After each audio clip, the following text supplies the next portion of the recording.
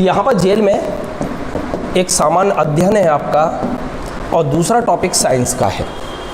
सामान्य अध्ययन जो है इसमें काफ़ी टॉपिक आ जाएंगे। इसमें एक आएगा आपका एमपी, दूसरा जो आएगा आपका उसमें आ जाएगा आपका इतिहास, तीसरा जो टॉपिक रहेगा वो रहेगा आपका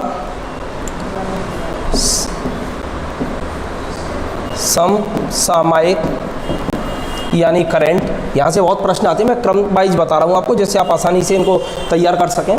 तो एमपी रहेगा, इतिहास रहेगा, समसामयिक घटनाक्रम रहेगा आपका। इसके अलावा थोड़ा बहुत एक आध क्वेश्चन बन जाते हैं, वो अर्थशास्त्र से बन जाती हैं, ज़्यादा नहीं बनती हैं। और कुछ क्वेश्चन संविधान से भी रहती हैं। संविधान इस समय करंट से जुड़ा हुआ है तो काफ़ी हद तक वहाँ से क्लियर हो जाते हैं प्रश्न, और शास्त्र भी हो जाता है। और चूँकि विज्ञान भी आता है और यहाँ वैज्ञानिक स्पेशलाइजेशन में दे दिया है तो विज्ञान को अपन अलग से पढ़ेंगे। तो विज्ञान आपका दो जगह काम आएगा, एक तो सामान्य अध्ययन में आएगा आपका जो 20 नंबर का अंक है उसमें भी काम आएगा, और दूसरा आपका किस जगह पर काम आएगा आपका विज्ञान में। तो 20 नंबर का यहाँ पर है, 20 नंबर का यहाँ है, तो 40 अंक आपके बहुत ज़्यादा निर्णायक हैं। अब इन 40 अंकों में से विज्ञान का मैं आपको डेमो बता चुका हूँ। फिर व्यवस्थित अपन क्लासेस विज्ञान की चालू कर देंगे कल से आपकी विज्ञान की क्लासेस भी मिलेंगी आपको, और कल से एमपी जीके की भी क्लास मिलेंगी। एक टाइम पर अपन एमपी जीके रखेंगे और 1 घंटे के लिए अपन रखेंगे साइंस को, तो दोनों को अपन चलाएंगे एक साथ में। अब यहाँ पर क्या है आपका एमपी जीके, क्योंकि इस वाले टॉपिक में 20 नंबर में से एमपी सबसे ज़्यादा इंपॉर्टेंट है, क्योंकि यहाँ पर मैं अपने भूगोल नहीं बताया है। तो जो भूगोल संदर्भ है वो भी अपन एमपी के संदर्भ में ही भूगोल को पढ़ेंगे। थोड़ा सा अपन इंडिया की ज्योग्राफी को भी देखेंगे, लेकिन यहाँ एमपी के संदर्भ में ज़्यादा प्रश्न यहाँ से बनते हैं। तो आज मैं आप लोगों को मध्य प्रदेश के संदर्भ में जो जानकारी दे रहा हूँ, तो उस जानकारी में आपको कैसे मध्य प्रदेश की प्रारंभिक स्थापना हुई थी, मेन फैक्ट क्या है, यहीं से बहुत सारे प्रश्न बन जाते हैं। कई लोग कोचिंग पढ़ा रहे हैं, ऑनलाइन प्लेटफॉर्म पर पढ़ा रहे हैं, हमारे पढ़ाने का थोड़ा सा तरीका अलग है। हम आपको एक एक चीज़ की चित्र दिखाएंगे, क्योंकि ये वैज्ञानिक रूप से भी सिद्ध हो चुका है कि सुना हुआ इतना याद नहीं रहता जितना देखा हुआ याद रहता है। आप लोगों ने कई पहले फिल्म देखी होंगी, उन फिल्मों के कई डायलॉग आपको याद होंगे, लेकिन वो याद जैसे ही अपन डायलॉग बोलते हैं वैसे ही आपको वो जो कैरेक्टर था वो दिमाग में आ जाता है। जैसे शोले फिल्म का कैरेक्टर आप देख लो या किसी अन्य फिल्म का कैरेक्टर देख लो, तो सब के सब याद आ जाते हैं, क्योंकि वो अपन ने देखे हैं, जबकि रटने की कोशिश नहीं करी है उनको। तो इसी तरीके से मैं यहाँ मध्य प्रदेश का जो प्रेजेंटेशन लेकर के आया हूँ, तो उसमें प्रारंभिक है आज का, मैन फैक्ट है, जनरल फैक्ट है, लेकिन जनरल फैक्टों में से प्रश्न बनती हैं और ये कई लोगों के गलत भी हो जाती हैं, क्योंकि वो अंदर जाकर के विश्लेषण करने की कोशिश करते हैं। पहले आज अपन फैक्ट देख रहे हैं और उसके बाद में अपनी व्यवस्थित क्लासेस चालू करेंगे। तो जुड़ते हैं अपन, देखिए ये है मध्य प्रदेश की स्थापना।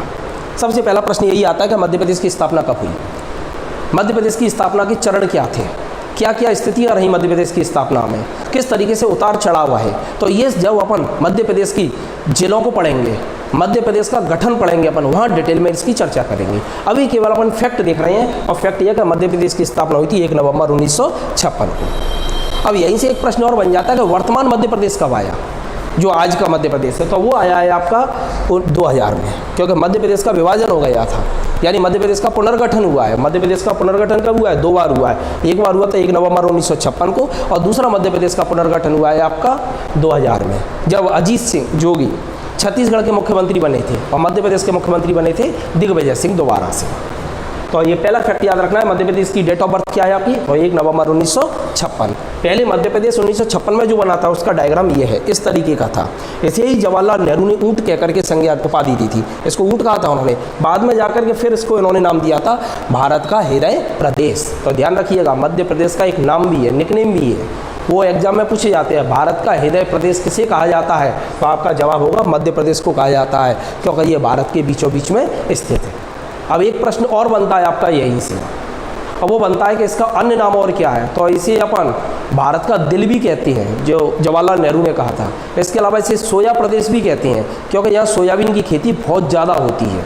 इसे लघु भारत भी कहते हैं। लघु भारत इसलिए कहा जाता है कि विभिन्न संस्कृतियों के जो लोग हैं वो सब यहाँ पर निवास करते हैं, इसलिए इसके अलग अलग नाम हैं।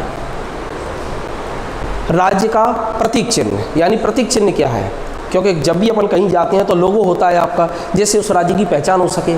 जैसे अपनी कोचिंग का एक प्रतीक चिन्ह है, लोगो है। हर संस्था का एक प्रतीक चिन्ह होता है, हर राज्य का प्रतीक चिन्ह होता है, भारत सरकार का भी प्रतीक चिन्ह है। इसी तरीके से मध्य प्रदेश सरकार का भी एक लोगो या प्रतीक चिन्ह है। और मध्य प्रदेश सरकार का जो लोगो या प्रतीक चिन्ह है, यहाँ से बहुत अच्छे प्रश्न आपके तैयार होते हैं। आपको ये याद रखना पड़ेगा, पूछा जाता है कि मध्य प्रदेश का प्रतीक चिन्ह क्या है। इनके मैं ऑब्जेक्टिव आपको दूंगा, PDF फाइल भी दूंगा, बुकलेट भी दूंगा, तो उसमें ये सब जवाब हैं आपके, लेकिन यहाँ समझने की कोशिश करें। ये 24 स्तूप आकृति के अंदर एक व्रत है, ये देख सकते हैं, ये आपके स्तूप है आपके, ये 24 है, इनकी संख्या कितनी है? 24 है। प्रश्न पूछा जा सकता है क्या बताइए 24 स्तूप आकृति मध्य प्रदेश के प्रतीक चिन्ह में कितनी है? तो 24 है। अब इसको आप कैसे याद रखोगे? तो याद रखने के लिए आप ऐसे याद रख लेना, ये जो 24 स्तूप की जो आकृति है वो घंटों से संबंधित है आपकी। एक दिन में कितने घंटे होते हैं? 24। तो उसी से आपको ये 24 स्तूप की याद रखनी है। इसके अंदर गेहूँ की, यहाँ ध्यान रखनी है जरा, गेहूँ की और धान की बालियाँ हैं। प्रश्न यहाँ से 2 बन गए आपके। पहला बनता है मध्य प्रदेश राज्य के प्रतीक चिन्ह में कितने स्तूप हैं? तो संख्या हो जाएगी आपकी 24। दूसरा है उसके अंदर क्या है? तो सर्किल है, व्रत है, ये आप देख सकते हैं, ये गोल है आपका, ठीक है ना। इसके बीच में अशोक है, अशोक का ये पिलर है, और इसमें कितनी फसलों का वर्णन किया गया? तो 2 फसलों का वर्णन किया गया। कौन कौन सी 2 फसल है? एक गेहूँ की और एक धान की है। ये उसके आधार पर भी पूछ सकता है, रबी और खरीफ के आधार पर। तो ये रबी की फसल है गेहूँ, और धान की फसल क्या है? खरीफ की फसल है। ये रबी क्या होती है, खरीफ क्या होती है, ये अपन आगे चर्चा करेंगे। अभी केवल अपन फैक्टों पर देख रहे हैं। राज्य पशु, राज्य पशु बारहसिंगा है अपना। तो राज्य पशु कौन सा है? बारहसिंगा। तो बारहसिंगा को दलदल मृग के नाम से भी जाना जाता है, क्योंकि ये दलदली इलाके में पाया जाता है। इस बारहसिंगा की खासियत है क्योंकि ये दलदल में पाया जाता है, और दलदल में जो जानवर रहते हैं उनमें खुर नहीं होनी चाहिए, लेकिन ये ऐसा है जिसमें खुर पाई जाती है, और इसके बावजूद ये दलदल में पाया जाता है। ये मंडला से लेकर के बस्तर तक मिलता था, नेपाल में भी पाया जाता था, गंगा नदी में भी मिलता था। ये गंगा नदी का जो तराई वाला मैदान है वहाँ भी मिलता था। इसके अलावा ये असम में भी मिलता था। और इसी आधार पर बारहसिंगा की 3 प्रजातियाँ हैं यहाँ पर। वेस्टर्न बारहसिंगा, ये गंगा का मैदान और नेपाल में मिलेगा आपको। दूसरा है आपका साउथर्न बारहसिंगा, ये मध्य प्रदेश में मिलेगा आपको। और तीसरा है आपका ईस्टर्न बारहसिंगा, ये आपको असम में मिलेगा। यहाँ से एक बहुत अच्छा प्रश्न तैयार होता है आपका, और वो प्रश्न ये है, तो बताइए मध्य प्रदेश में कौन सा बारहसिंगा पाया जाता है? तो मध्य प्रदेश में बारहसिंगा की जो प्रजाति पाई जाती है वो कौन सी? आपकी साउथर्न बारहसिंगा की प्रजाति पाई जाती है। और वर्तमान में मध्य प्रदेश में से इनका संरक्षण करने के लिए अभ्यारण्य बनाए गए हैं, नेशनल पार्क भी बनाए गए हैं। जिस नेशनल पार्क में इसकी आबादी ज़्यादा है वो है आपका कान्हा किसली नेशनल पार्क। तो मध्य प्रदेश में कान्हा किसली नेशनल पार्क यानी मंडला में ये सबसे ज़्यादा आपको देखने को मिलेगा। और मध्य प्रदेश का कान्हा किसली जो नेशनल पार्क है उसमें प्रतीक चिन्ह भी बनाया गया। ये भारत का एकमात्र नेशनल पार्क है जिसका लोगो या प्रतीक चिन्ह है, उसका नाम है भूर सिंह। अभी अपन जब नेशनल पार्क पढ़ेंगे तो वहाँ इसकी चर्चा करेंगे, भूरा सिंह या भूर सिंह। ये रोहन चक्रवर्ती थे, उन्होंने इसका डिजाइन तैयार किया था, और वो भी आपका क्या था? एक बारहसिंगा था। ये देख सकते हैं इस तरीके से। अब एक प्रश्न और आ जाता है, ये बारहसिंगा का नाम बारहसिंगा क्यों पड़ा? तो इसलिए इसका नाम पड़ा क्योंकि जो सींग होती हैं इसके वो 12, 10, 11 में डिवाइडेशन हो जाते हैं, इसलिए इसका नाम पड़ गया था बारहसिंगा। और इसे मध्य प्रदेश का राज्य पशु कब घोषित किया गया था? तो ये ध्यान रखिएगा, मध्य प्रदेश की स्थापना की अपन सिल्वर जुबली बना रहे थे 25वीं वर्षगांठ 1 नवंबर 1981 को, तब इसको स्थापित किया गया था, बनाया गया था। इसी तरीके से राज्य पक्षी दूरदराज, जैसे अपन शाह बुलबुल के नाम से भी जानते हैं, जैसे अपन पैराडाइज फ्लाई कैचर के नाम से भी जानते हैं, इसे अपन सुल्ताना बुलबुल भी कहते हैं, और इसे अपन हुसैनी बुलबुल के नाम से भी जानते हैं। ध्यान रखिएगा, कई नाम है इसके। दूरदराज कह सकते हो आप इसे आप शाह बुलबुल कह सकते हो आप इसे आप सुल्ताना बुलबुल कह सकते हो, इसे आप हुसैनी बुलबुल कह सकते हो, और इसे आप एशियन पैराडाइज फ्लाई कैचर भी कह सकते हो। ये पक्षी जगत में जब अपन साइंस पढ़ेंगे वहाँ डिटेल में बताऊंगा आपको। ये पक्षी जगत में एक ऑर्डर आता है, गढ़, ऑर्डर को गढ़ बोला जाता है ना। तो उसमें पासरी फॉर्मिस जो गढ़ है उसका एक सदस्य है जी। चूँकि ये जूलॉजी से भी एक प्रश्न बनता है आपका, और मध्य प्रदेश का ये राज्य पक्षी है तो इसका ऑर्डर आपको याद रखना है। तो ये कौन सा आपका? पासरी फॉर्मीज ऑर्डर का है आपका कौन? राज्य पक्षी दूधराज या शाह बुलबुल। बहुत इंपॉर्टेंट है, ये ध्यान रखिएगा। ये इस तरीके का होता है आपका, ये देख सकते हैं, बिल्कुल दूध जैसा धवल होता है।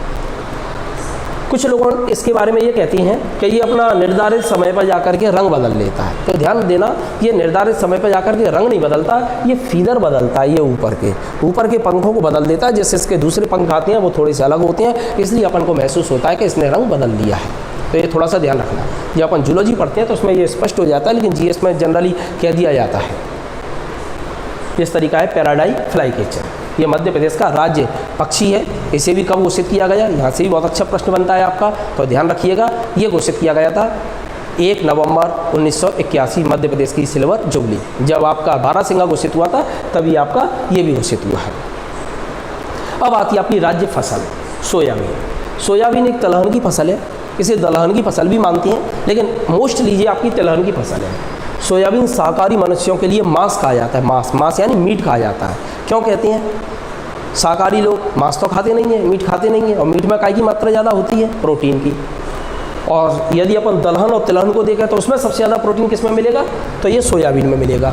सबसे ज़्यादा यहाँ से प्रश्न आता है आपका, सबसे ज़्यादा प्रोटीन किस में मिलता है? तो सोयाबीन में मिलता है। सोयाबीन का प्रोडक्शन सबसे ज़्यादा किस देश में होता है? तो ध्यान रखिएगा, सबसे ज़्यादा होता है अमेरिका में। और भारत में सबसे ज़्यादा सोयाबीन का प्रोडक्शन होता है मध्य प्रदेश में, और मध्य प्रदेश में भी कहाँ पर है? इंदौर में है। आपका मालवा वाला बेल्ट पूरा आपका इससे जुड़ा हुआ है। इसका वानस्पतिक नाम याद रखना है आपको, बहुत इंपॉर्टेंट है। अपन फसल पढ़ेंगे तो वहाँ आएगा, लेकिन यहाँ भी पढ़ना है क्योंकि मध्य प्रदेश की राज्य फसल है जी, इसलिए। और इसका वानस्पतिक नाम यानी बॉटनिकल नाम है आपका ग्लाइसिन मैक्स। इसे क्या कहा जाता है? ग्लाइसिन मैक्स के नाम से जाना जाता है। स्वास्थ्य के लिए बहुपयोगी खाद्य पदार्थ है ये। इसके मुख्य घटक में आपको प्रोटीन मिलेगा, कार्बोहाइड्रेट मिलेगा और वसा यानी फैट, तीनों ही कंपोनेंट मिलेंगे जो आपको ऊर्जा देती हैं, आपकी संरचनात्मक क्रियात्मक विकास के लिए बहुत ज़्यादा जरूरी हैं। अब यहाँ से जो सबसे ज़्यादा इंपॉर्टेंट और अच्छा प्रश्न बनता है वो ये बनता है कि सोयाबीन में प्रोटीन कितने प्रतिशत होती है? तो सोयाबीन में लगभग 38 से लेकर के 40 तक, कई बार 42 भी हो जाता है, कई किताबों में 42 भी आपको मिलेगा। तो 42 के आसपास में जो आपका आंसर हो वो आपको लगाना है। इसके अलावा इसमें तेल भी रहता है फैट के रूप में, इसके अलावा कार्बोहाइड्रेट भी रहती है। तो इनका क्रम पूछा जा सकता है कि बताइए सोयाबीन के मुख्य घटक, क्योंकि ये विज्ञान का प्रश्न है आपका, विज्ञान में पूछा जाता है मुख्य घटक कौन सा है? पहला तो पहला प्रोटीन है, दूसरा आपका फैट है 21% और तीसरा आपका क्या है? कार्बोहाइड्रेट है। परसेंटेज जो आपको याद रखना है वो केवल सोयाबीन का में प्रोटीन का याद रखना है, आपको इनका परसेंटेज याद रखने की ज़रूरत नहीं है। किसकी? तेल की और कार्बोहाइड्रेट की, इनकी आपको आवश्यकता नहीं है।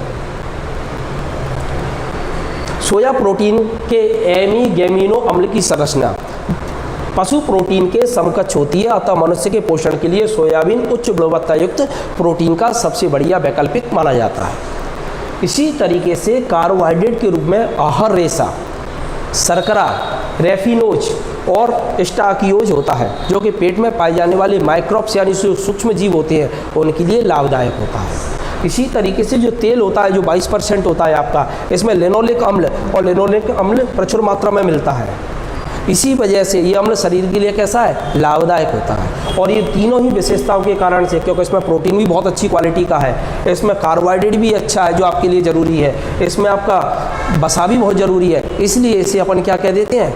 मांस कह देते हैं प्रोटीन को। मनुष्य के लिए सबसे बेस्ट प्रोडक्ट आपका सोयाबीन है। इस तरीके की सोयाबीन की फसल होती है, आप देख सकती हैं। भारत में सबसे ज़्यादा मध्य प्रदेश में, और मध्य प्रदेश में भी सबसे ज़्यादा मालवा अंचल में ये सोयाबीन होता है। ये विश्व का 60% सोयाबीन अमेरिका में पैदा होता है, अभी अपन ने चर्चा की थी। भारत में सबसे अधिक सोयाबीन का उत्पादन मध्य प्रदेश है, और मध्य प्रदेश में इंदौर में सोयाबीन रिसर्च सेंटर है। प्रश्न आ जाता है आपका, सोयाबीन रिसर्च सेंटर कहाँ पर है? तो आंसर क्या होगा? इंदौर। इस तरीके से ये सोयाबीन की फली होती है। थोड़ा बड़ा करके अपन देखते हैं, ये देखिएगा, ये सोयाबीन की फली है आपकी। इस सोयाबीन को अपन किसी भी तरीके से ले सकते हैं, क्योंकि प्रोटीन जो होती है आपकी मांसपेशियों का निर्माण करने के लिए आवश्यक है। तो जो लोग बॉडी बनाते हैं, आपकी मांसपेशियों का विकास करते हैं, तो उन लोगों के लिए सोयाबीन ज़रूरी है। इस तरीके से सोयाबीन के बीज हैं, ये सोयाबीन की फली है, ये सोयाबीन का तेल है, ये हार्ट पेशेंटों के लिए बहुत लाभदायक होता है। ये सोयाबीन का दूध है, इसके अलावा सोयाबीन से पनीर भी बनता है, पकौड़े भी बनते हैं, बहुत सारे प्रोडक्ट खाद्य पदार्थ के रूप में मिलते हैं आपको सोयाबीन की। अब आता है आपका राज्य वृक्ष। तो राज्य वृक्ष आपका कौन सा है? बरगद। ये भी ध्यान रखिएगा, राज्य वृक्ष बरगद मध्य प्रदेश का भी है, और राज्य वृक्ष बरगद आपका भारत का भी है। तो भारत और मध्य प्रदेश दोनों का ही राज्य वृक्ष कौन सा है? बरगद है। बरगद को अपन बड और बड़ के नाम से भी जानते हैं। यह एक स्थलीय द्विबीजपत्री, द्विबीजपत्री का मतलब होता है डाइकॉट, इसे अपन डाइकॉट के नाम से जानते हैं। जब अपन विज्ञान पढ़ेंगे वहाँ मैं इनको डाइकॉट, मोनोकॉट, इनके बारे में बताऊँगा, ठीक है ना। ये थोड़ा सा ध्यान रखना। यहाँ पर ये बरगद है आपका, इस तरीके से बरगद में ऐसी ये लताएँ निकली रहती हैं आपकी। इसकी पूजा भी करते हैं बड़ देवता के नाम से, है ना। शंकर जी का निवास स्थान माना जाता है यहाँ पर। इसकी शाखाओं से जड़ें निकलती हैं। ये प्रश्न आया था, ऐसा कौन सा वृक्ष है जिसकी शाखाओं से जड़ें निकलती हैं? इसमें हवा में लटकती हैं तथा बढ़ती हुई धरती के भीतर घुस जाती हैं, स्तंभ बन जाती हैं। इन जड़ों को अपन बरहो या प्रॉप जड़ के नाम से जानते हैं। ये थोड़ा ध्यान रखना, बरहो या प्रॉप जड़ कहते हैं अपन इन्हें। इनकी पत्ती, शाखा एवं कलिकाओं को तोड़ने से दूध जैसा रस निकलता है, जिसे लैटेक्स अम्ल कहा जाता है। इसे क्या कहा जाता है? लैटेक्स।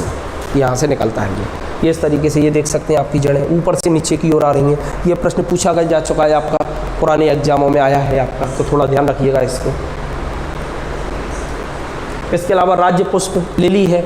मध्य प्रदेश सरकार ने अपना राज्य पुष्प भी घोषित किया है, वो सफ़ेद लिली है आपका, ध्यान रखिएगा। सफ़ेद लिली को राज्य पुष्प घोषित किया गया है। ये राज्य पुष्प है आपका सफ़ेद लिली। और भारत सरकार का जो राज्य पुष्प है वो क्या है आपका? कमल है, कमल। तो ये दोनों को तुलनात्मक आप याद रखें तो ज़्यादा बेहतर है। और ये है आपका राज्य नृत्य है राई। राई बहुत इंपॉर्टेंट है, ये राई आपका। ये राई बुंदेलखंड के प्रसिद्ध नृत्यों में से एक है। और ये जो राई है ये आपने गुजरात में गरबा नृत्य जो होता है काफ़ी हद तक उससे मिलता जुलता है, कहा जाता है कि उससे मिलता जुलता है, लेकिन देखा जाए वास्तव में तो इन दोनों की तुलना नहीं कर सकते अपन यहाँ पर। और ये राज्य नृत्य जो राई है ये बुंदेलखंड और बघेलखंड दोनों ही इलाकों में होता है आपका। मध्य प्रदेश में को अपन आगे चल करके विभाजन करेंगे, बुंदेलखंड है, बघेलखंड है, मालवा है, रीवा पन्ना का पठार है, तो उनमें से दो पार्ट है आपके, एक बुंदेलखंड है दूसरा बघेलखंड है। तो ये राज्य नृत्य जो राई है बुंदेलखंड में भी होता है, बघेलखंड में भी होता है। दोनों में थोड़ा सा मौलिक अंतर है। वो क्या अंतर है वो बता रहा हूँ मैं आपको। ये राई है बुंदेलखंड का राई नृत्य और बघेलखंड का राई नृत्य।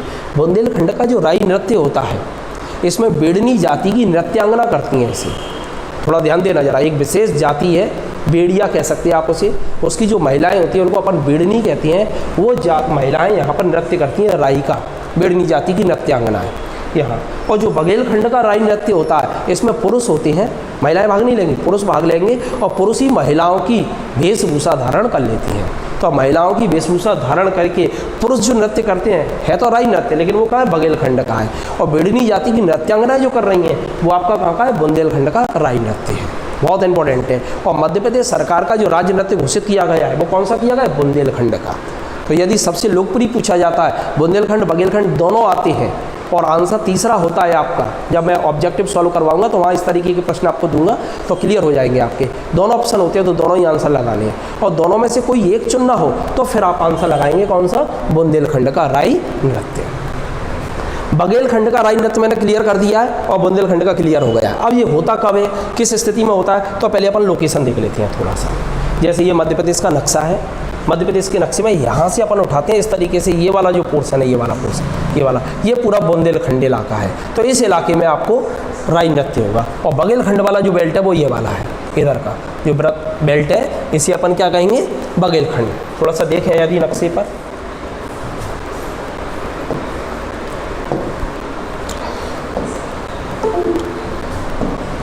ये वाला जो बेल्ट है ये बुंदेलखंड वाला बेल्ट आ जाता है, और इधर का जो बेल्ट है आपका ये बघेलखंड का आ जाता है। यहाँ पे भी राई है आपका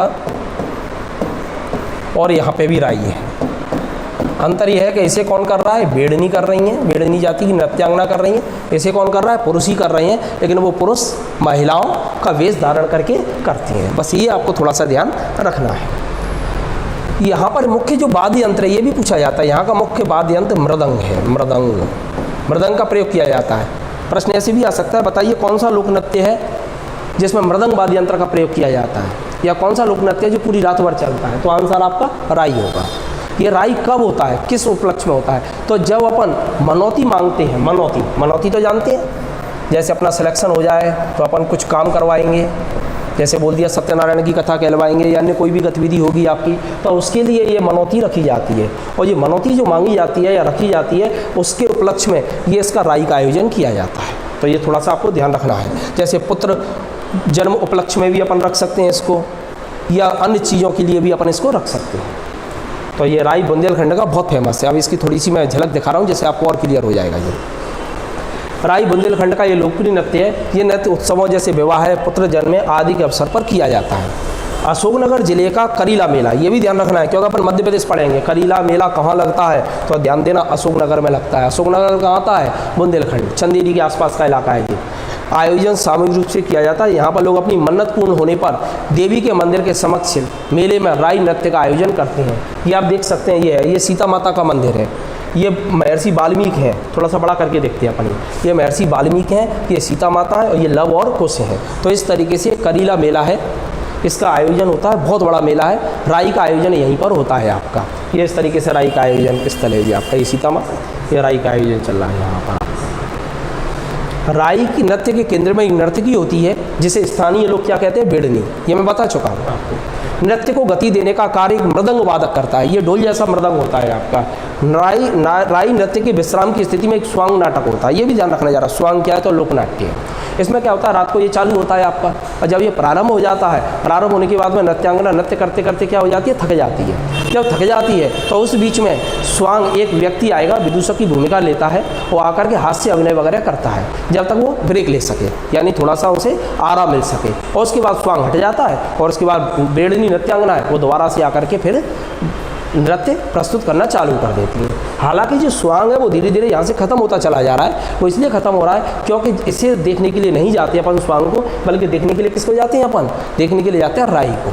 तो जब नृत्यांगना डांस बंद करती है तो अपन भी ब्रेक ले लेती है। तो ये थोड़ा ध्यान रखना है यहाँ पर। इस तरीके से नृत्यांगनाएँ होती हैं, ये देख सकते हैं आप। ये मृदंग है आपका इस तरीके का, ये छोटा वाला है तबला टाइप का, लेकिन बड़ा होता है जी मृदंग। अभी आगे का दिखाता हूँ आपको। ये इस तरीके से डांस करना है, ये मृदंग है आपकी, इस तरीके से होता है। ये देख सकते हैं ये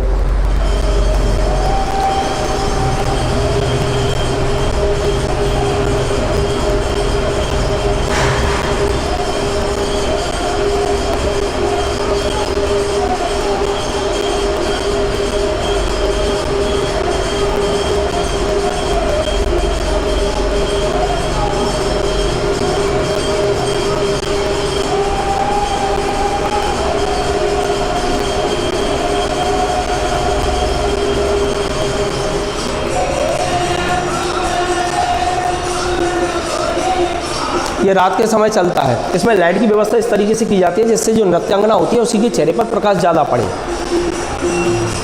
ये इस तरीके का ये मृदंग है आप, ये स्पष्ट रूप से जो सही तरीके का मृदंग देखना चाहे वो ये है आपका।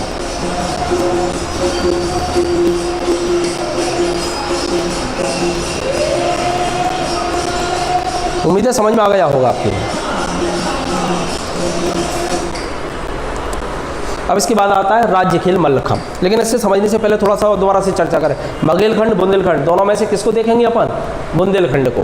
उमा भारती का नाम सुना हो आप लोगों ने, मध्य प्रदेश की कौन रही थी, मुख्यमंत्री रही थी, है ना। अभी रामलला के दर्शन करने के लिए भी गई हुई हैं। तो जो मुख्यमंत्री थी आपकी उमा भारती, उन्होंने इस नृत्य के बारे में कहा था ये विलासिता का प्रतीक है, और उसे उन्होंने अच्छा नहीं माना था। उन्होंने क्या कहा है, ये विलासिता का प्रतीक है, इसलिए इस नृत्य का आयोजन नहीं होना चाहिए। ये मुख्यमंत्री उमा भारती ने कहा था। अगला आता है आपका राज्य खेल। राज्य खेल कौन सा है, मल्लखंभ। मध्य प्रदेश सरकार ने भी राज्य खेल घोषित किया है, वो मल्लखंभ है। भारत सरकार का जो राज्य खेल है वो कौन सा है आपका, हॉकी है। तो ये मल्लखंभ है। मल्लखंभ दो शब्दों से मिलकर के बना है, मल्ल यानी बलवान और यानी योद्धा, और खम्भ यानी खम्मा। यानी मल्लखंभ भारत का एक पारंपरिक खेल है जिसमें खिलाड़ी लकड़ी का पर प्रयोग करके अलग अलग तरीके के कर्तव्य दिखाते हैं। जो प्रश्न आएगा आपका उस पर फोकस कीजिएगा। प्रश्न आपका ये आएगा कि मल्लखंभ को मध्य प्रदेश सरकार का राज्य खेल कब घोषित किया गया, तो ये घोषित किया गया 2013 में। ये सन याद रखनी है आपको, इंपॉर्टेंट सन है आपकी। मल्लखंभ कहाँ का खेल है, तो ये मल्लखंभ खेल कहाँ का है आपका, मध्य प्रदेश का है। मल्लखंभ की एक एकेडमी भी स्थापित की गई है, और ये एकेडमी आपकी कहाँ है, उज्जैन में है। तो उज्जैन से चालू हुआ है, आप देख सकते हैं इस तरीके का होता है ये आपका मल्लखंभ। थोड़ा सा और देखते हैं, ये मल्लखंभ है आपका, देख सकते हैं आप, ये मल्लखंभ है।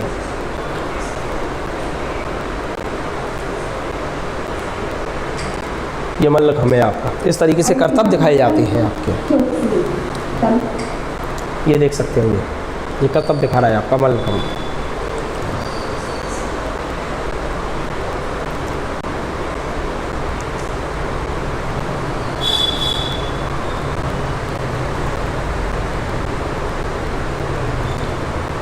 और ये भी ध्यान रखना, मल्लखंभ के क्षेत्र में एक मध्य प्रदेश सरकार द्वारा पुरस्कार भी दिया जाता है, और उस पुरस्कार का नाम है प्रवास जोशी पुरस्कार। प्रश्न आता है आपका, बहुत अच्छा प्रश्न है, प्रवास जोशी पुरस्कार किस क्षेत्र में दिया जाता है, तो ध्यान रखिएगा जवाब होगा आपका मल्लखंभ के क्षेत्र में। एक प्रश्न और बन जाता है, ये प्रवास जोशी कौन थे, क्योंकि अपने दिमाग में ये आएगा कि प्रवास जोशी संभवतः मल्लखंभ से संबंधित होंगे, इसी वजह से उनके उपलक्ष्य में ये पुरस्कार दिया जाता है। तो ध्यान रखना, जो प्रवास जोशी है वो इंदौर के रहने वाले थे, यानी मालवा अंचल के हैं, और ये खेल पत्रकार थे, जब इनका निधन हो गया था तो इनके सम्मान में प्रभाष जोशी पुरस्कार की स्थापना मध्य प्रदेश सरकार द्वारा की गई थी। और ये दिया जाता है आपका किसमें, मल्लखम्ब में। ये मल्लखम्ब को खेलते नहीं थे, लेकिन मल्लखम्ब को थोड़ा सा ऊंचाइयों पर पहुंचाने का काम, उसके बारे में व्यापक रोचकता प्रस्तुत करने का काम, प्रसार करने का काम प्रभाष जोशी ने किया था, इस वजह से सम्मान में दिया गया। तो ध्यान रखना प्रभाष जोशी को भी।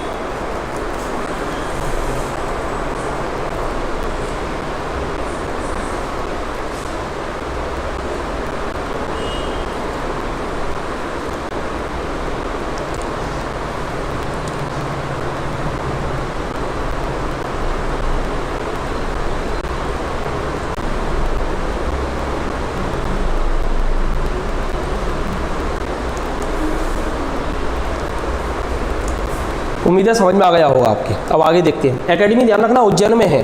प्रभाष जोशी पुरस्कार याद रखना है आपको। अब है राज्य नाट्य माच, ये लोक नाट्य है। मध्य प्रदेश सरकार ने लोक नाट्य माच को भी यहाँ पर राज्य का दर्जा दिया है। इसकी जो शुरुआत है आपकी उज्जैन से चालू हुई थी। उज्जैन से चालू हुआ है आपका ये माच, मालवा का प्रमुख लोक नाट्य है। ये मालवा आ जाता है, मालवा उज्जैन में ही है, लोक नाट्य है। ये क्यों चालू हुआ, कैसे चालू हुआ, इसका क्या इतिहास है, तो उसके बारे में अपन नहीं जा रहे हैं। थोड़ा सा आपको बस इतना याद रखना है यहाँ पर, पुराने ज़माने में जो मनोरंजन के साधन अपने पास में नहीं थे, इसलिए कुछ लोग क्या करते थे कि गांव में जाकर के बैठते थे और बैठने के बाद शाम को भोजन वगैरह करने के पश्चात एक दूसरे से हंसी मजाक करते थे, हास्य व्यंग्य के रूप में। और वो लोगों का हास्य व्यंग्य जब लोगों को पसंद आने लगा तो इन्हीं को मंडली के रूप में दूसरी जगह पर बुलाया जाने लगा। फिर इन्होंने नाटकों का मंचन करना चालू किया। इसमें क्या होता है, एक चंदोबा यानी चांदनी टाक देते हैं, फर्रास आकर के एक भूमिका निभाता है, जैसे हम यहाँ पर भूमिका निभाते हैं जैसे साफ़ सफाई वगैरह की। फिर इसमें टेक झेलने वाले कुछ कलाकार बैठे रहते हैं, जैसे अपन देख सकते हैं ये बैठे हुए हैं पीछे की साइड में। और फिर अरे वाह, अच्छा, चाचर दून, इस तरीके के शब्दों का इसमें इस्तेमाल किया जाता है। ये एक स्थान से दूसरे गांव में जा कर के प्रस्तुतिकरण करते हैं जिससे लोगों का मनोरंजन हो सके। तो इस तरीके से ये माच आया। लेकिन माच वर्तमान में धीरे धीरे अप्रासंगिक होता चला जा रहा है। इसके अप्रासंगिक होने का मूल कारण ये है क्योंकि वर्तमान में आपकी टेलीविज़न आ गए हैं, रेडियो आ गए, अब तो मोबाइल आ गया है। तो लोग मोबाइल के माध्यम से ही अपना मनोरंजन करते हैं। कहीं किसी के पास में ना आना ना जाना। गांव में वैमनस्यता भी एक दूसरे के प्रति काफ़ी बढ़ गई है। पहले जो अपनत्व की भावना थी वो नहीं रही। इस वजह से कहीं ना कहीं ये माच अपनी प्रासंगिकता को क्या कर रहा है, होता जा रहा है। लेकिन यहाँ से जो प्रश्न बनते हैं अपन को उनकी चर्चा करनी है। तो ध्यान रखिएगा, माच में सबसे इंपॉर्टेंट जो प्रश्न बनता है वो ये बनता है, माच कहाँ का है, तो मध्य प्रदेश का है। मध्य प्रदेश में भी कहाँ का है, तो मालवा का है। मालवा में कहाँ से इसकी स्टार्टिंग मानी जाती है, तो उज्जैन से मानी जाती है। एक और प्रश्न बन जाता है, माच के आदि गुरु कौन थे, किन्होंने चालू किया, तो ये थे आपके गुरु बाल मुकुंद। ये पर्सनैलिटी में यहाँ से प्रश्न बनता है आपका। किस में बनता है, आवाज़ नहीं आ रही है।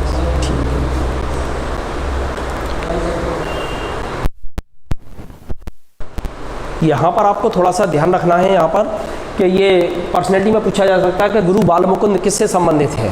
तो ध्यान रखना, गुरु बाल मुकुंद माच के गुरु हैं, माच से संबंधित है। माच क्या, एक लोकनाट्य है। जरूरी नहीं है वो माच दे, ऐसे भी दे सकता है लोकनाट्य से संबंधित है। तो लोकनाट्य शब्द भी देता है तो भी आपका आंसर यही होगा। पर्सनैलिटी में इस तरीके के प्रश्न पूछे गए तो गुरु बाल मुकुंद को याद रखना है। इसके अलावा उज्जैन के कालू राम जी हैं जिन्होंने दौपतगंज माच नाम का एक अखाड़ा डाला था। तो दौपतगंज उज्जैन में एक माच अखाड़ा है, इसकी शुरुआत किसने करी थी, कालू राम जी ने।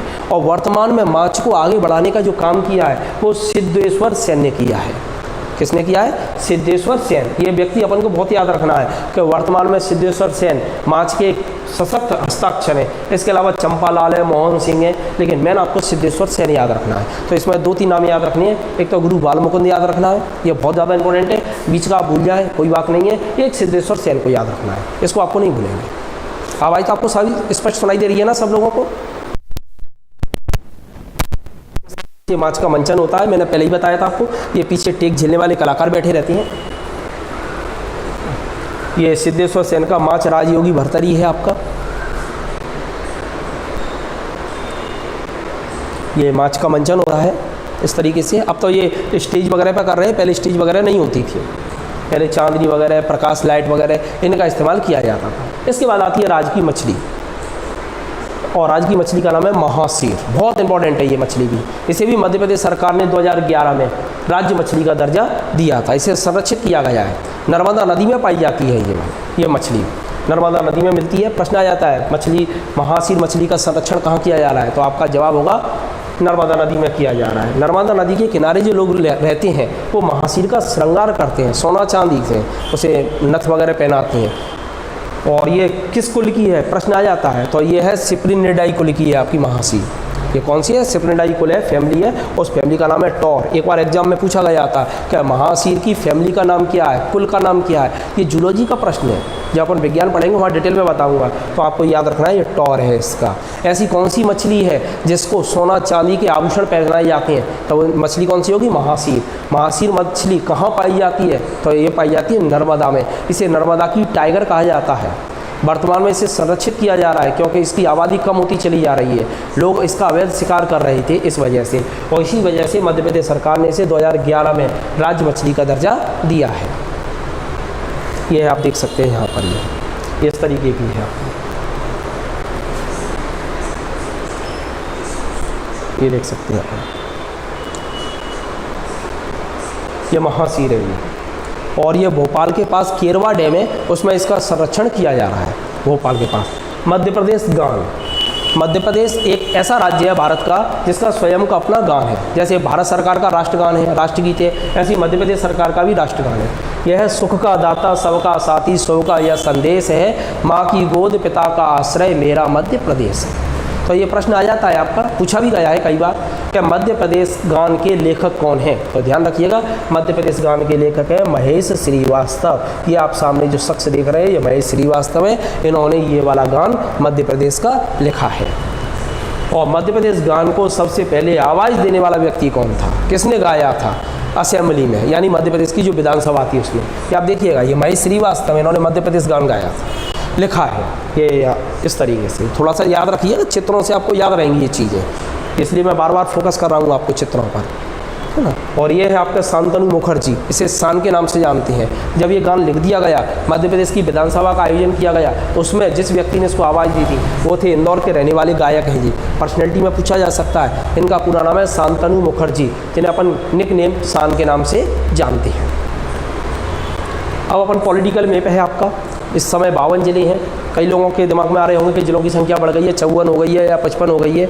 वो केवल मुख्यमंत्रियों ने घोषणा की है, अभी उनको ऑथेंटिक रूप से इम्प्लीमेंटेशन नहीं किया गया है, तो इस वजह से अपन केवल 52 जिलों को ही याद रखेंगे, ठीक है ना। अब यहाँ पहली स्थिति देख रहे हैं कर्क रेखा। एक लाइन है कर्क रेखा, एक लाइन है आपकी मकर रेखा, और एक है भूमध्य रेखा। जो पृथ्वी आती है, पृथ्वी के बीचों बीच से होकर के गुजारी जाती है, उसे अपन कहते हैं भूमध्य रेखा। भूमध्य रेखा के 23.1/2 यानी ऊपर उत्तरी अक्षांश में जाती हैं, जिसे अपन 23.5 डिग्री भी कह सकते हैं, वो कर्क रेखा होगी। और दक्षिणी अक्षांश में यही रेखा आपकी क्या कहलाएगी? मकर रेखा कहलाएगी दक्षिणी अक्षांश में। जैसे ये देख सकते हैं, तो ये भारत के कितने राज्यों से होकर के गुजरती है? भारत की कर्क रेखा 8 राज्यों से गुजरती है। और मध्य प्रदेश की बात करेंगे तो मध्य प्रदेश के 14 जिलों से गुजरती है।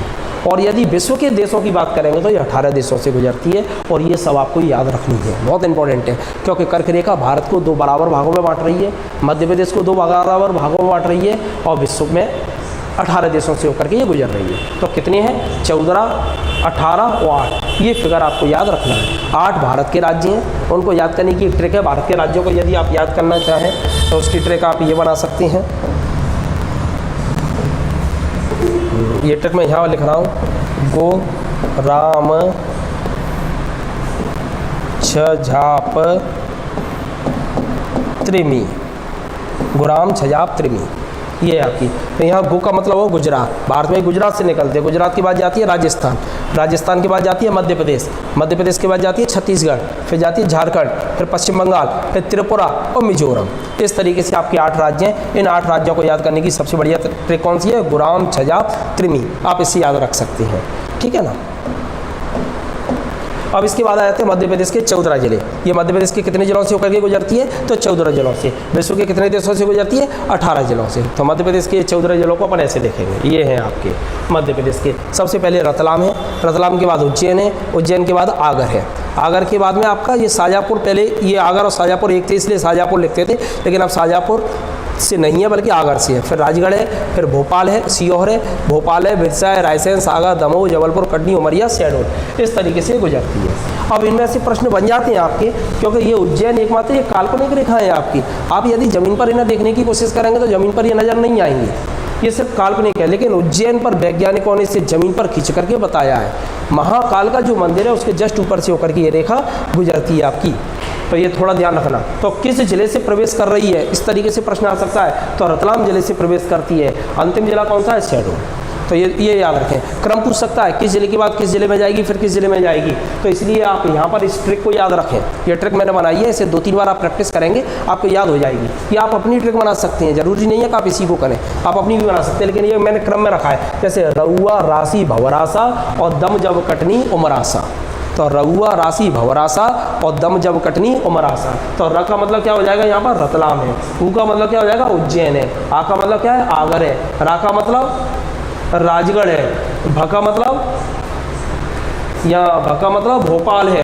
र का मतलब यहाँ से देख सकते हैं विदिशा है, रायसेन है, सागर है, दमोह है। दम ये दोनों को लेकर के चले अपन। दमोह है, जब का जबलपुर है, कटनी का कटनी, उमरा का उमरिया और सा का शहडोल है। तो इस तरीके से आप याद रख सकते हैं। तो मध्य प्रदेश के 14 जिले अपन ने भारत के याद किया था, वो गुराम, छजाब, त्रिमी और ये आपका रउआ राशि भवरासा और दम जब कटनी उमरासा। तो इस तरीके से आप इसको याद रख सकते हैं। 2-3 बार प्रैक्टिस करोगे याद हो जाएगी कौन सा प्रश्न है, कहाँ से है। बीचों बीच के जिले भी याद हो जाएंगे आपको, यदि आप इनको याद कर लेते हैं। तो ये सेंट्रल के जिले हैं, आपको ये भी याद रहेंगे। तो बहुत सारे प्रश्नों के जवाब मिलेंगे यहाँ से। आगे चल कर इस पर डिटेल में अपन इनकी चर्चा भी करेंगे, फिर वहाँ बताऊँगा मैं आपको। अब यहाँ से एक इंटरेस्टिंग प्रश्न और बनता है आपका माही नदी को लेकर के। माही नदी का जो उद्गम है वो मध्य प्रदेश के धार जिले से होता है, लेकिन ये नदी गुजरात में जाकर के कर्क रेखा को 2 बार काटती है। तो ऐसी कौन सी नदी है जो कर्क रेखा को 2 बार काट रही है, वो नदी आपकी कौन सी है, माही है।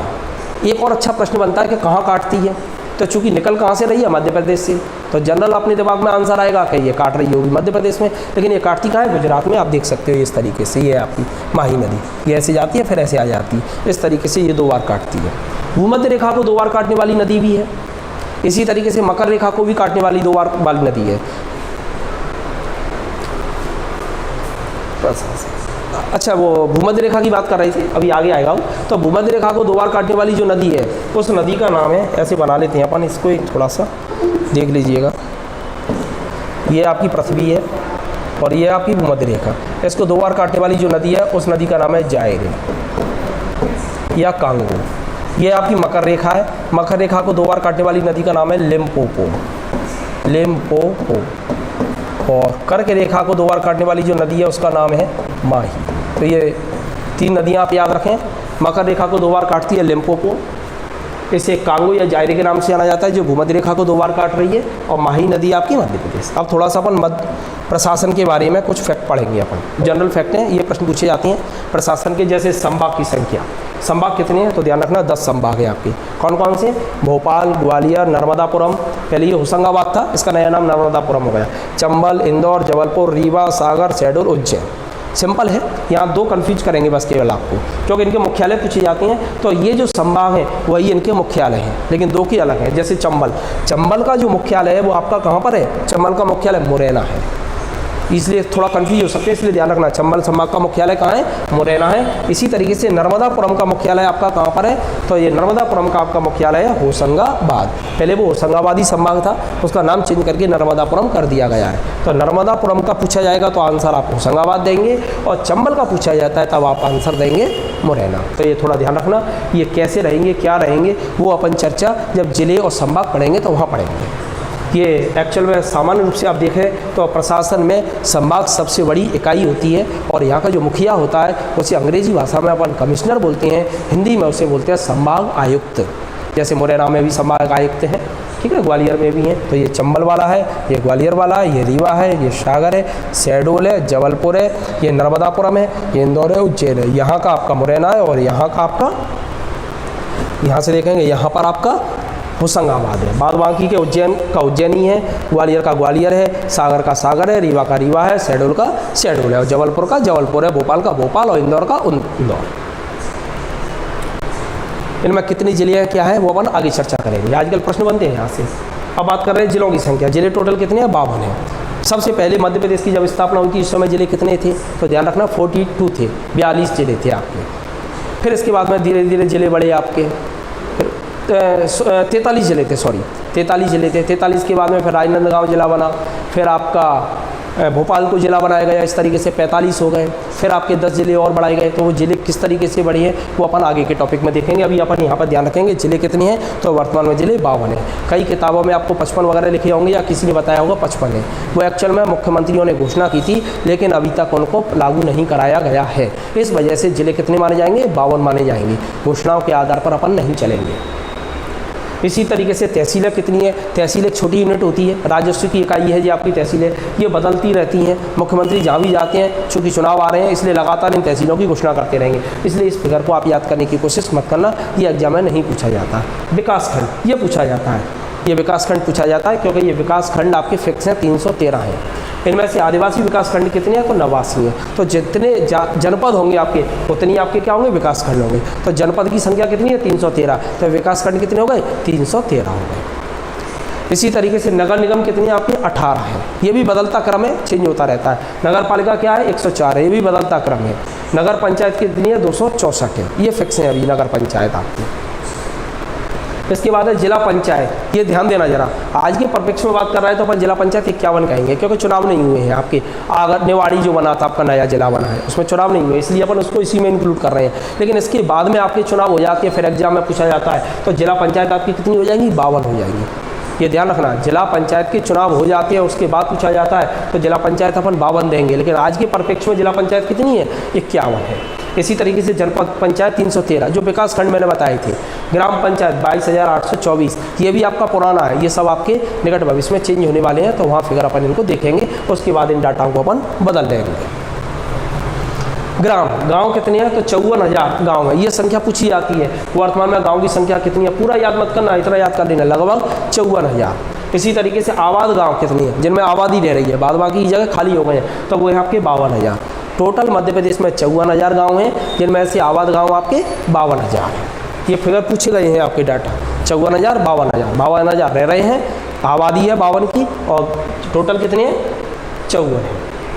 अब आपकी लोकसभा की सीटें कितनी हैं, मध्य प्रदेश से कितने लोग चुन करके जाते हैं, तो मध्य प्रदेश से कितने लोग चुन करके जाते हैं, 29 चुन के जाते हैं।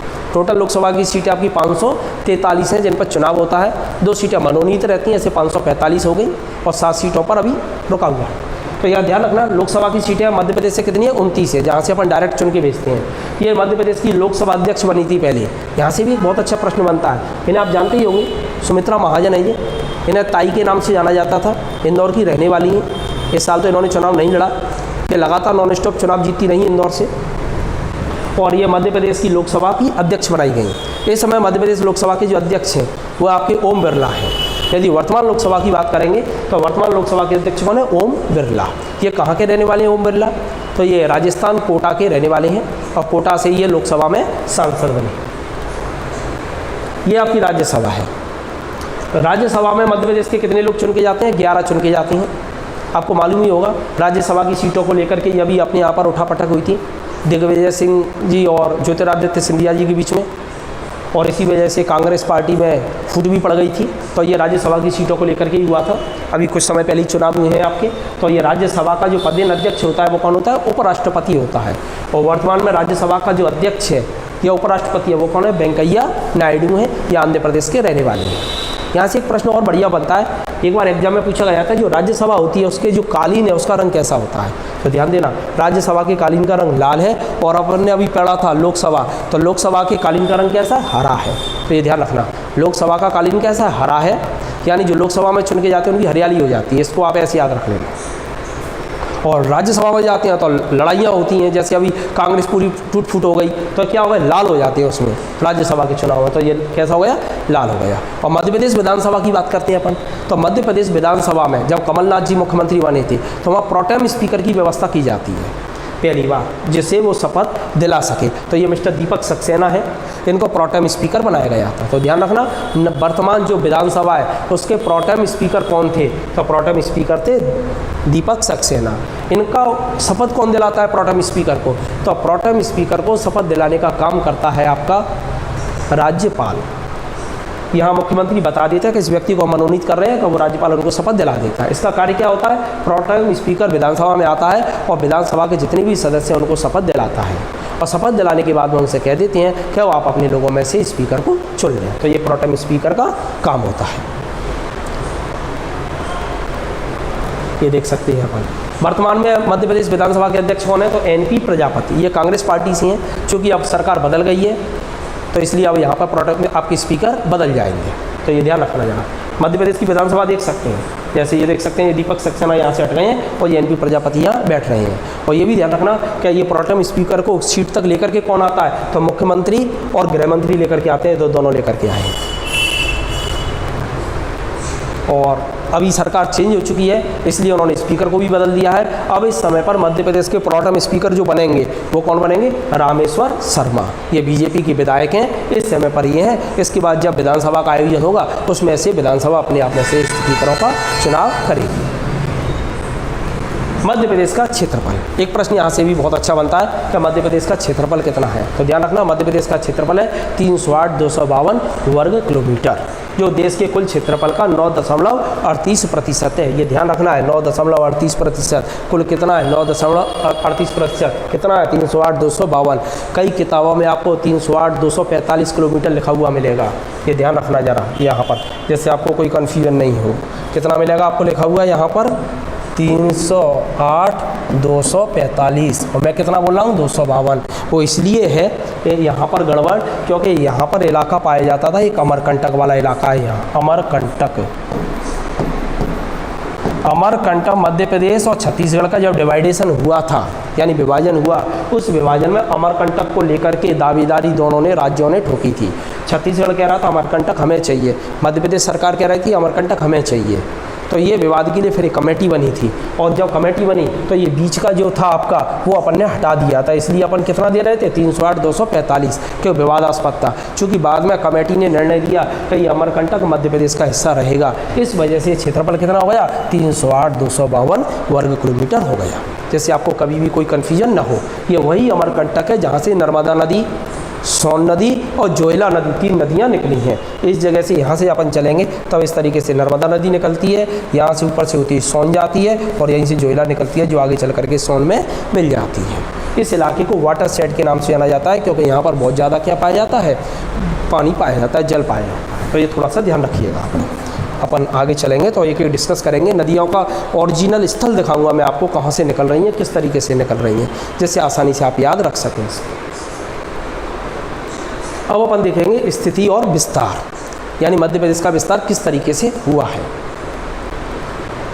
ये है मध्य प्रदेश भारत का हृदय प्रदेश है, ये अपन चर्चा कर ही चुके हैं। सबसे पहले इसे किसने कहा था? तो पंडित जवाहरलाल नेहरू ने।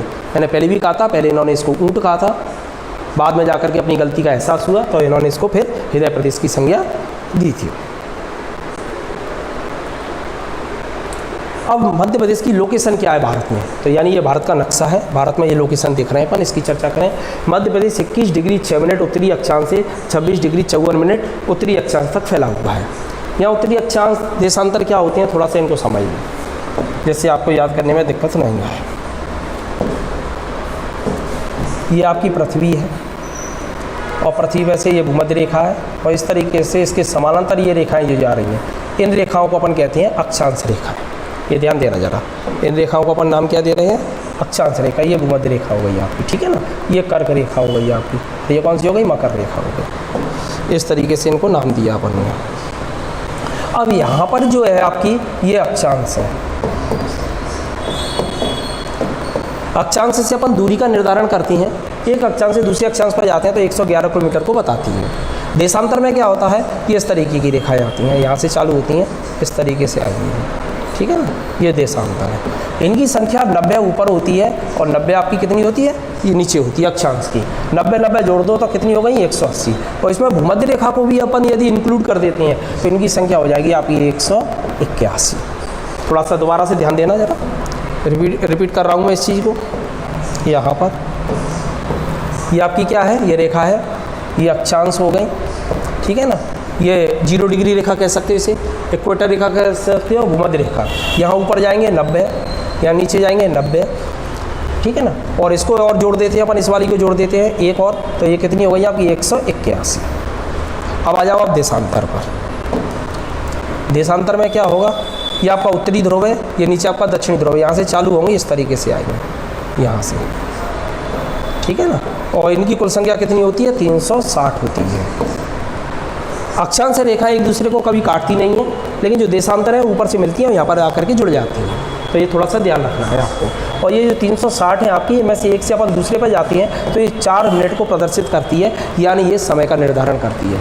तो देशांतर से अपन किसका पता लगाते हैं? समय का, और दूरी का भी, समय का दूरी का दोनों का। और अक्षांश से अपन खाली दूरी का पता लगाते हैं। तो यहाँ अपनी अक्षांश की पोजीशन चल रही है। तो 21 डिग्री 6 मिनट उत्तरी अक्षांश है, 26 डिग्री 54 मिनट उत्तरी अक्षांश था। यानी अपन नीचे से चलेंगे तो यहाँ 0 डिग्री रेखा है, 0 से 1 2 3 ऐसे करके चलेंगे तो जी हो गई आपकी 21 डिग्री उत्तरी अक्षांश, ठीक है ना। फिर ऊपर आ जाएंगे 26, तो 21 से लेकर के 26 तक आपका क्या है? मध्य प्रदेश है। अब 21 से 26 के बीच में और भी आ रहे हैं आपके, तो पता नहीं लगा सकते, इसलिए अपन क्या करेंगे? देशांतर भी देखेंगे, जैसे आपको एग्जैक्ट लोकेशन निकल के आ जाए। तो 74 से लेकर के आप कहाँ तक? 47 तक। जैसे ये वाली आपकी आ गई 74 डिग्री और ये आ गई आपकी कौन सी? 82 डिग्री। तो 74 से लेकर के 82 डिग्री के बीच में आपका क्या है? मध्य प्रदेश। तो नीचे से, ऊपर से और इधर से ये एग्जैक्ट लोकेशन मध्य प्रदेश की निकल करके आ गई अक्षांश और देशांतर के द्वारा। उम्मीद है समझ में आ गया होगा। ये यहाँ पर देख सकते हैं, ये आपकी मैंने बात करी थी आपकी, ये कौन सी रेखा है? भूमध्य रेखा है, जैसे अपन 0 डिग्री रेखा के नाम से जानते हैं। ये है आपकी उत्तरी गोलार्ध। ऊपर का जो भाग है वो आपका उत्तरी गोलार्ध कहलाता है, नीचे का जो भाग है वो दक्षिणी गोलार्ध कहलाता है। ये आपका नीचे का भाग दक्षिणी गोलार्ध है। अब यहाँ से प्रश्न बनते हैं आपके, इधर का यहाँ से अपन एक लाइन डाल दें तो इस साइड में जाएंगे, ये पूरब हो जाएगा, इधर पश्चिम हो जाएगा। यदि आपसे प्रश्न पूछा जाए, एक बार MPPSC में प्रश्न आया था आपका, क्या बताइए गुजरात, यहाँ से प्रश्न आया था आपका गुजरात किस राज्य में स्थित है? ये ध्यान देना चाहिए, वो सॉरी किस दिशा में स्थित है। तो अब यहाँ दिशा है आपकी उत्तर, कमेंट्स करके ज़रा बताएं आंसर आपका क्या है। उत्तर है पूर्व है, तीसरा है उत्तर पूर्व, दक्षिण, और चौथा है आपका पश्चिम, ठीक है ना। ये है उत्तर पूर्व दक्षिण पश्चिम। क्या जवाब है आपका? बताएं ज़रा, कौन सी दिशा में है गुजरात आपका? थोड़ा कमेंट्स करके बताएं आप लोग, तो उससे आइडिया लगेगा।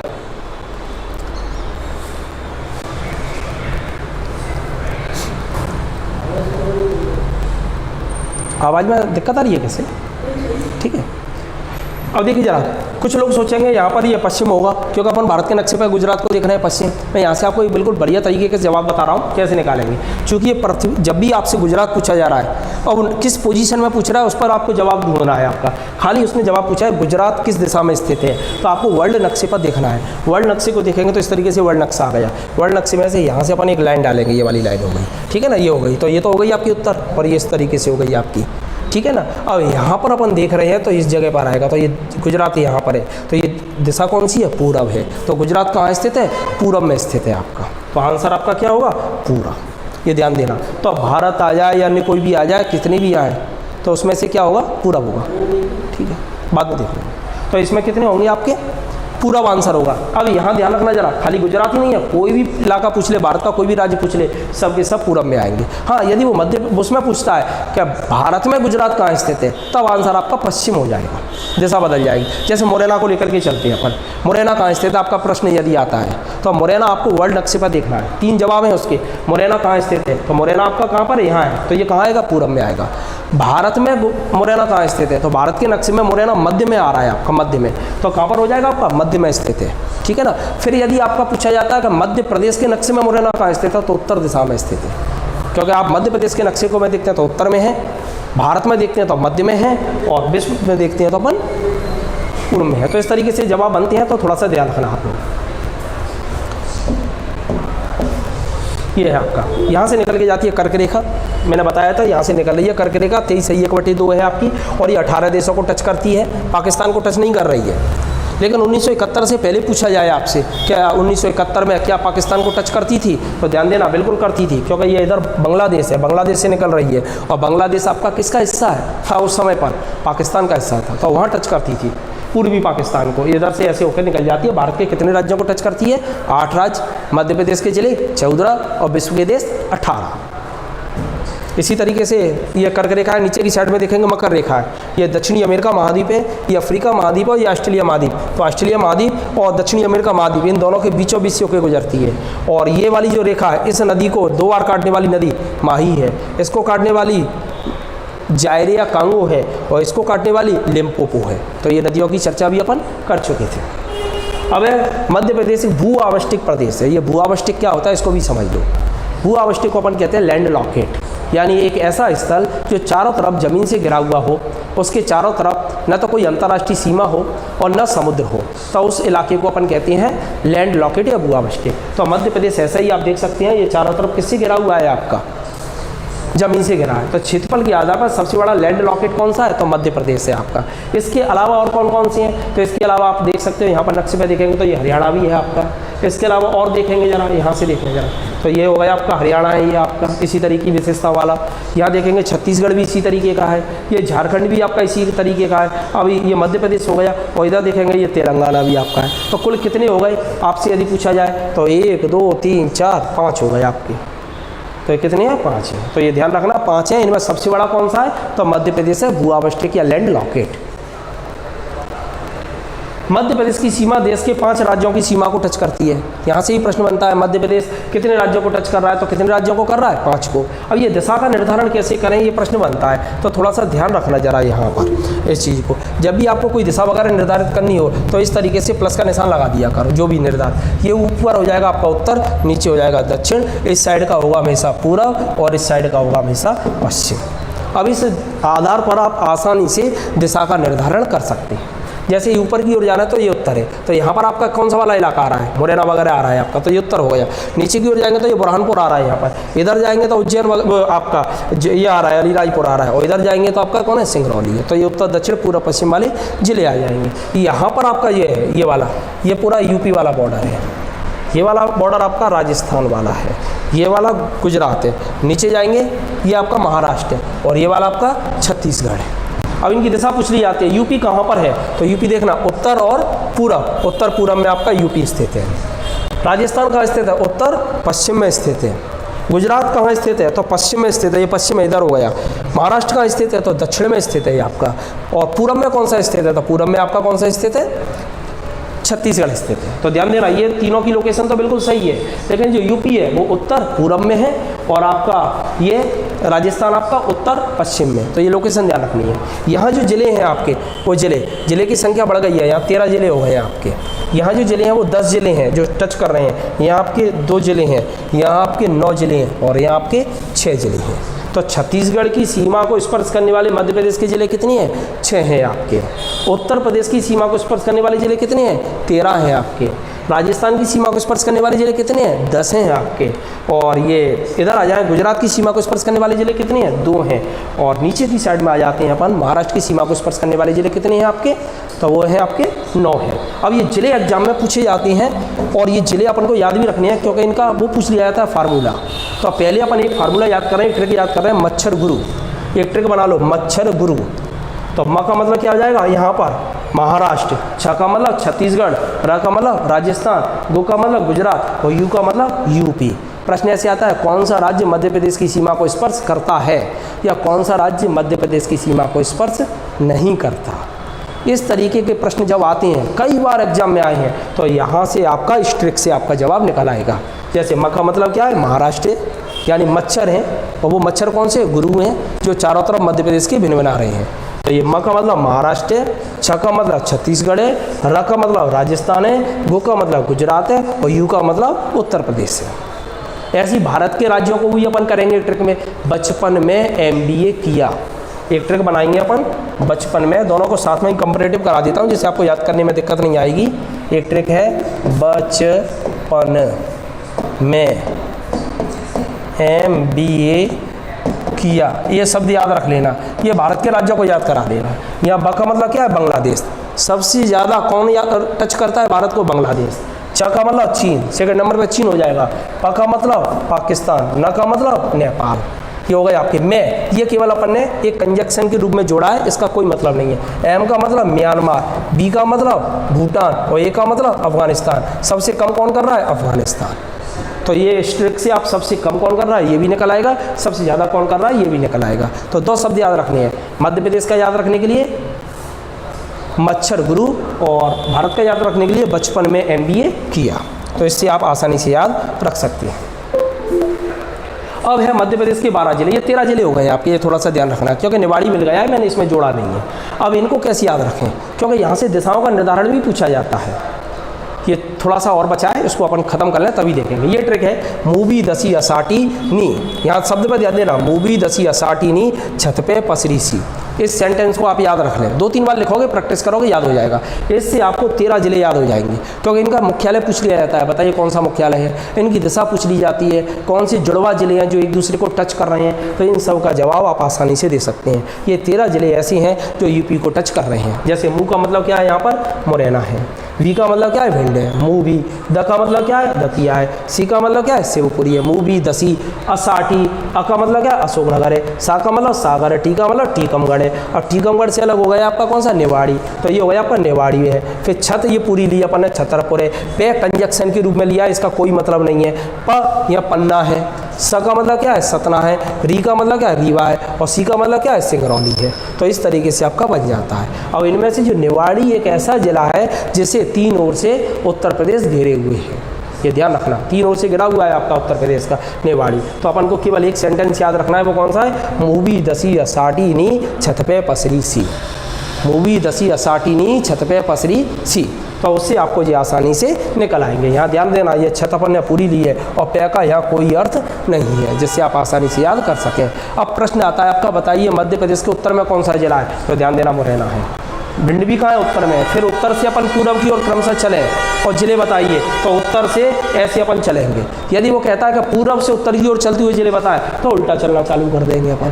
प्रश्न ऐसे भी आ सकता है, बताइए सिंगरौली की सीमा किस जिले को टच करती है, तो रीवा को कर रही है। रीवा किसको कर रहा है, तो सतना को कर रहा है। सतना किसको कर रहा है, पन्ना को। हालांकि नीचे भी जिले हैं आपके, लेकिन आपको ऊपर वाले जिले याद हो जाएंगे आपके, ठीक है ना। ऐसा कौन सा जिला है जो अंतर्राष्ट्रीय सीमा, अंतर्राज्यीय सीमा पर स्थित है, तो ये आपके कितने हैं, 13 जिले हैं जो राज्य को टच कर रहे हैं। तो इस तरीके से आप आसानी से इसको निकाल सकते हैं।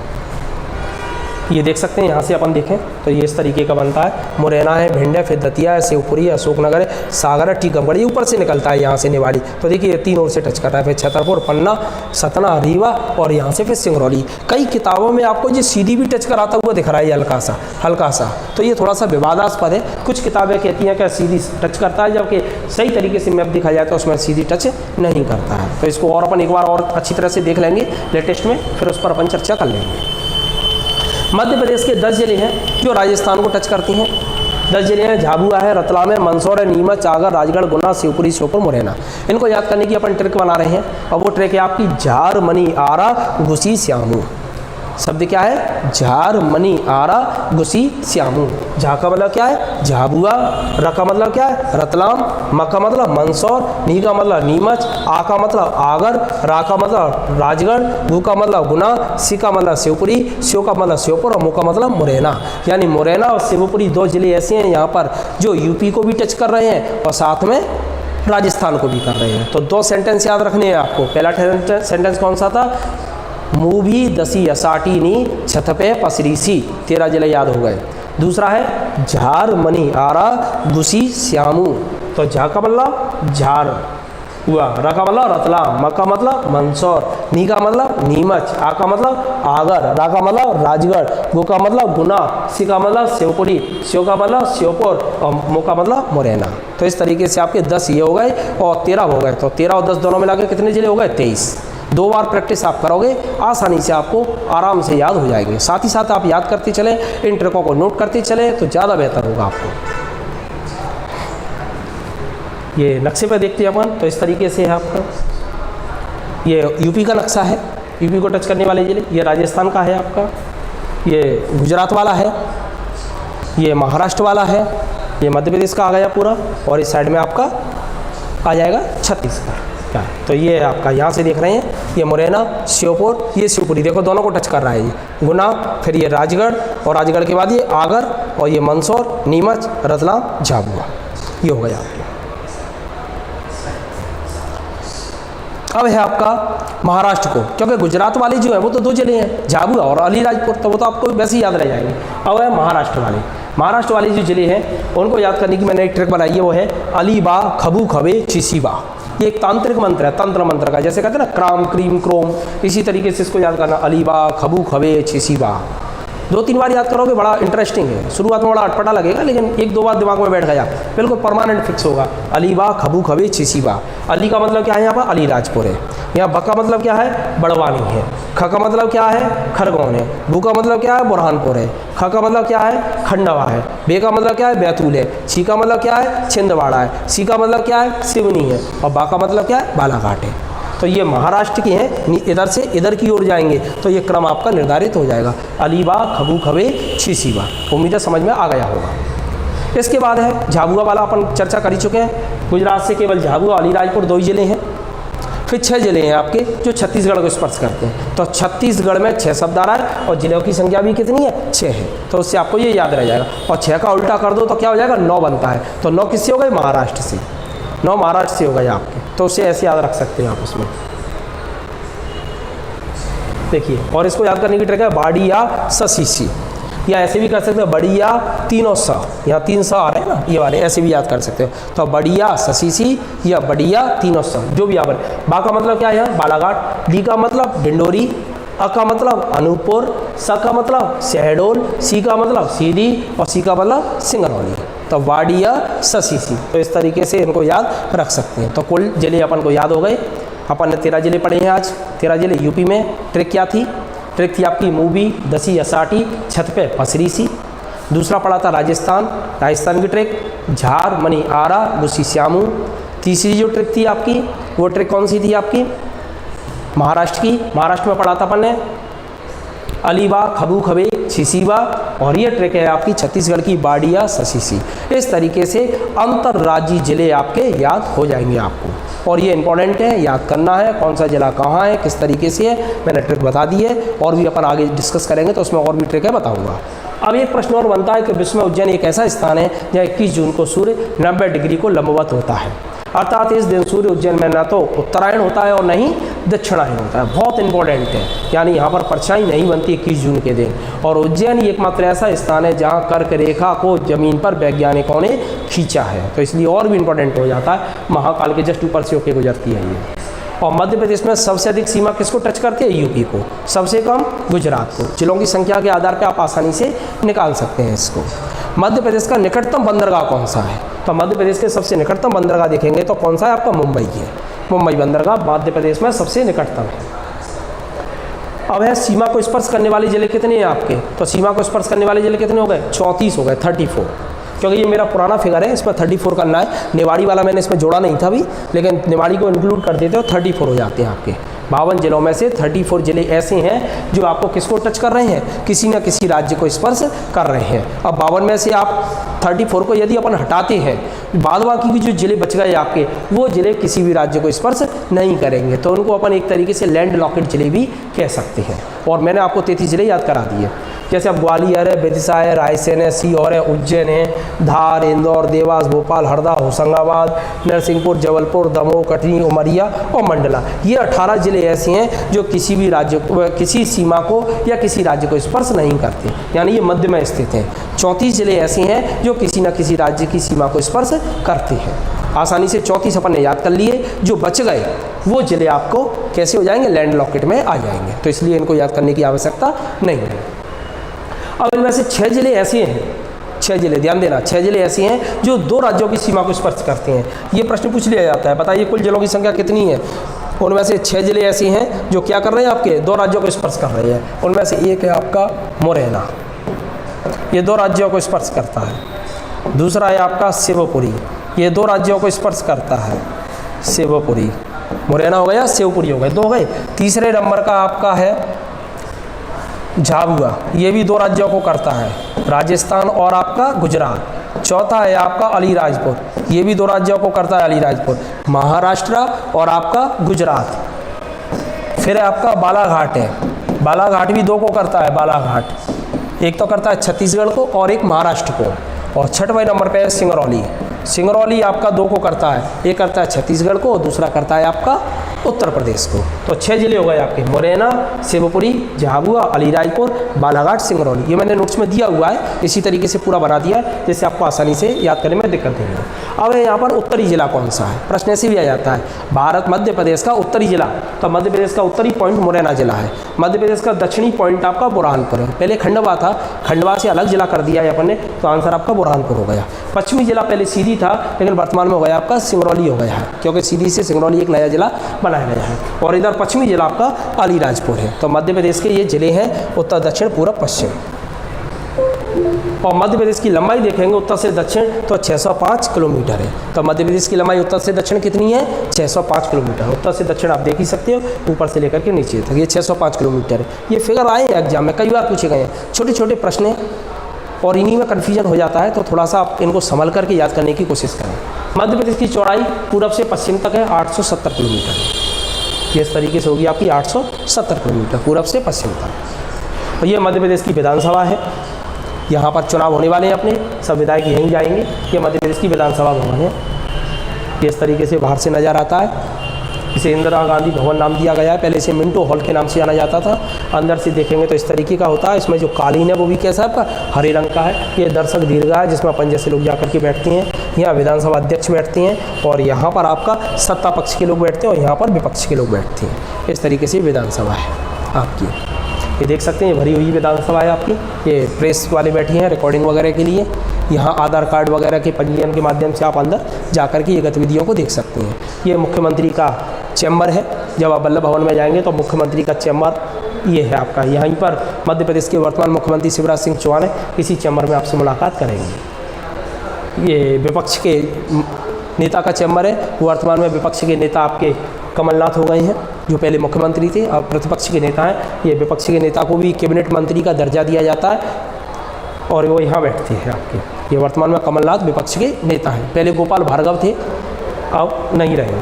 और मध्य प्रदेश की कार्यवाहक राज्यपाल है आनंदीबेन पटेल, ये पहले गुजरात की मुख्यमंत्री नहीं थी, मध्य प्रदेश की राज्यपाल रही हैं। इस समय ये उत्तर प्रदेश की राज्यपाल हैं। मध्य प्रदेश के राज्यपाल का निधन हो गया है लालजी टंडन जी का, इसलिए इन्हीं को कार्यवाहक राज्यपाल बनाया गया है।